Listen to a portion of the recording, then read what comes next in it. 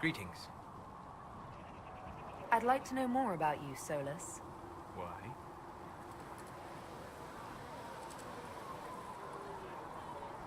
You're an apostate, yet you risked your freedom to help the Inquisition. The wisest course of action when framed that way. I appreciate the work you're doing, Solas. I just wanted to know more about you. I'm sorry.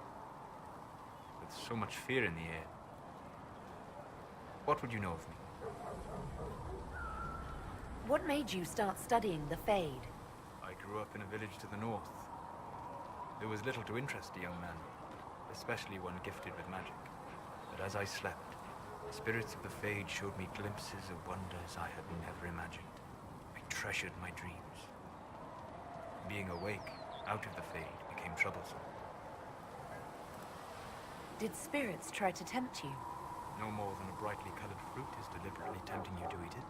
I learned how to defend myself from more aggressive spirits, and how to interact safely with the rest.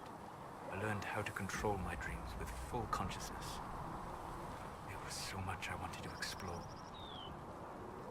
I gather you didn't spend your entire life dreaming. No. Eventually, I was unable to find new areas in the Fade. Why? 2 reasons. First, the Fade reflects the world around it. Unless I traveled, I would never find anything new. Second, the Fade reflects and is limited by our imaginations. To find interesting areas, one must be interesting. Is this why you joined the Inquisition?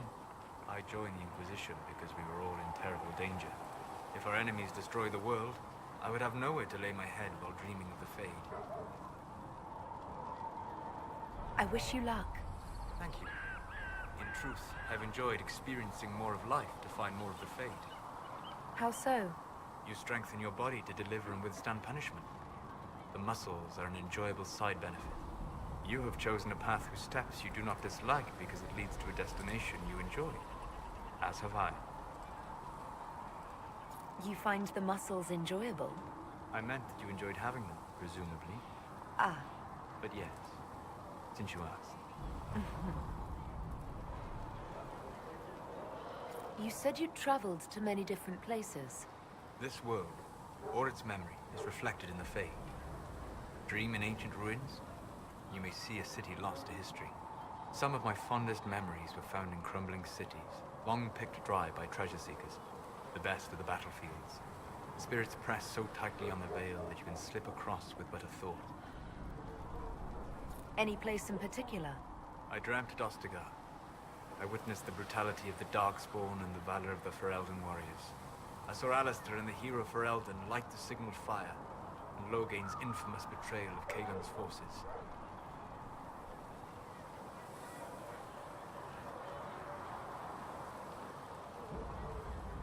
I've heard the stories. It would be interesting to hear what it was really like. That's just it. In the Fade, I see reflections created by spirits who react to the emotions of the warriors. One moment, I see heroic wardens lighting the fire, and a power-mad villain sneering as he lets King Kaelin fall. The next, I see an army overwhelmed and a veteran commander refusing to let more soldiers die in a lost cause. And you can't tell which is real? It is the Fade. They are all real. Have you always traveled and studied alone? Not at all. I have built many lasting friendships. Spirits of wisdom, possessed of ancient knowledge, happy to share what they had seen. Spirits of purpose helped me search. Even wisps, curious and playful, would point out treasures I might have missed.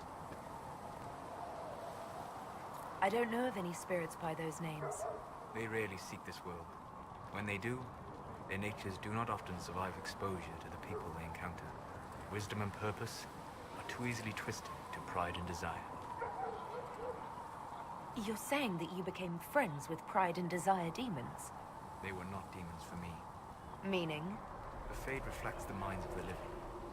If you expect a spirit of wisdom to be a pride demon, it will adapt. And if your mind is free of corrupting influences, if you understand the nature of the spirit, they can be fast friends. I'm impressed that you could become friends with spirits. Anyone who can dream has the potential. Few ever try. My friends comforted me in grief and shared my joy.